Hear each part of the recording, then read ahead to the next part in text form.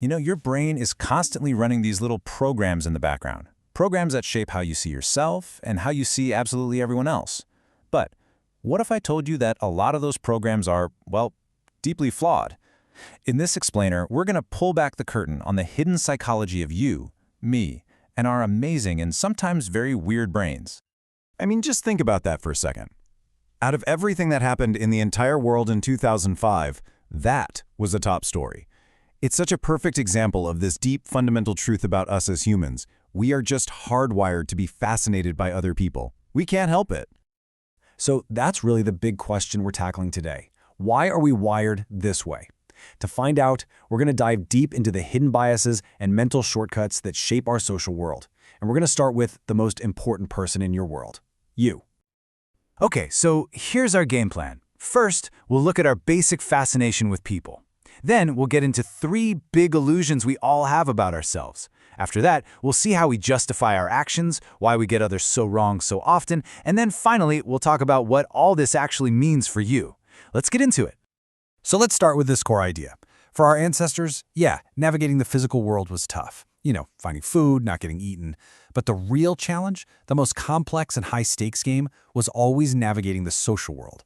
Our brains didn't just evolve to solve puzzles. They evolved to be social organs, first and foremost. All right, let's turn that lens inward. Because if we want to understand how we see other people, we first have to get real about the powerful, and let's be honest, sometimes hilariously wrong, illusions we all hold about ourselves. Oh, you know this feeling.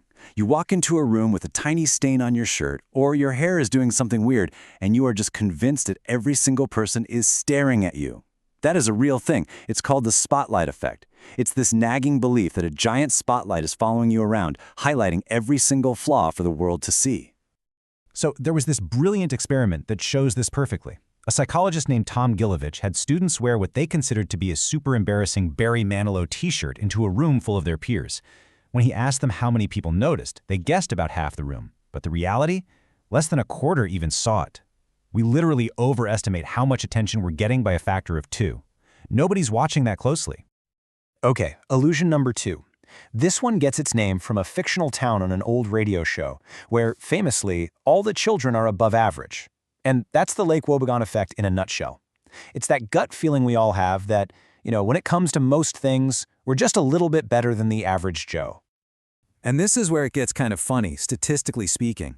I mean, if you ask a room full of people to rate their driving skills, almost everyone will say they're above average. Same for sense of humor, same for teaching, you name it. But logically, we can't all be better than average. It's just not possible. But boy, in our own heads, it sure feels that way. And our third big illusion is the classic self-serving bias. This one's simple. You ace the test?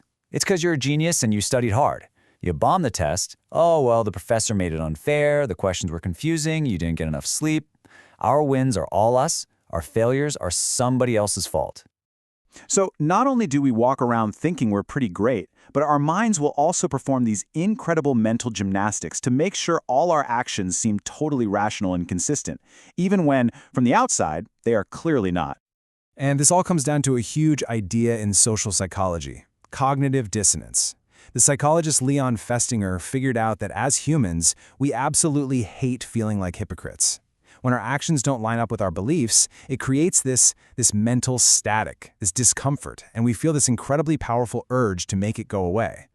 So, to test this, Festinger came up with this genius and, frankly, kind of weird experiment. I want you to imagine this. You just spent an entire hour doing the most mind-numbingly boring task you can think of. Then, I ask you to lie to the next person in line and tell them it was super fun. Now, here's the question. Would you end up liking the task more if I paid you $20 for that lie, or just $1? Okay, so here's how it went down. People came in and spent an hour just turning wooden pegs on a board. Awful, right? Afterwards, they were paid either a decent $20 or a laughably small $1 to lie to the next person. But then came the secret final step. They were asked to privately rate how much they themselves actually enjoyed turning the pegs. And the result was absolutely mind-blowing. See, the people who got $20 had an easy justification. They could think, yeah, I lied, but hey, $20 is $20. But the $1 group, they had a huge problem. Their brain was screaming, I'm an honest person, but I just lied for a single measly dollar? To resolve that painful dissonance, their brains did something amazing. They changed the memory. They convince themselves that, you know what, that task wasn't so bad after all. It was kind of fun. They change their belief to justify their action. All right, so we've seen how our minds are constantly working overtime to protect our own egos. But what happens when we turn that judgment outwards? How do all these internal quirks affect how we see everybody else? Okay, this next one is a huge one. Maybe one of the most important ideas in all of social psychology. It's called the fundamental attribution error. And basically, it means when we see someone else do something, we automatically assume it's because of who they are, their character, their personality, while almost completely ignoring the situation they're in. You want a perfect, real-world example of this? Think about the actor Leonard Nimoy. For years and years, he played Spock on Star Trek, this super logical, completely unemotional character. You know, a role that was dictated entirely by a script and a director. But for decades, people would meet him on the street and act as if he was Spock. They totally ignored the situation, that he was a professional actor doing a job, and just attributed the character's personality directly to him. It got so bad, so persistent, that he literally wrote a book called I Am Not Spock, just to try and set the record straight. And this table just lays out that double standard perfectly, right? Somebody else cuts you off in traffic. What a jerk. They're a terrible driver. But when we do it, oh, whoops, the sun was in my eyes, I'm late for a meeting. A coworker's project fails. Well, they're just not competent. Our project fails. The circumstances were impossible. The deck was stacked against me. We always give ourselves the benefit of the situation, but we judge others on their character. So we've gone through all these mental glitches, these biases, these weird ways our brains are wired. The big question is, so what? How does knowing all this actually help us in our everyday lives? Well, let's just do a quick recap. The spotlight effect? It's a reminder to just relax a little. People are not paying that much attention to you. The Lake Wobegon effect? That's a nice dose of humility for all of us. Cognitive dissonance shows us that we all have a little inner spin doctor working 24/7. And the big one, the fundamental attribution error, is this powerful push to give other people a little more grace, to wonder about their situation before we rush to judgment.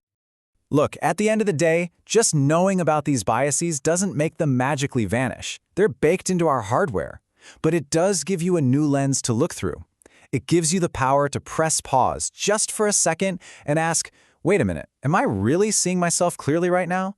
And maybe even more important, am I seeing this other person for who they really are, or just for who my brain's biased programming wants them to be? Now that's something to think about.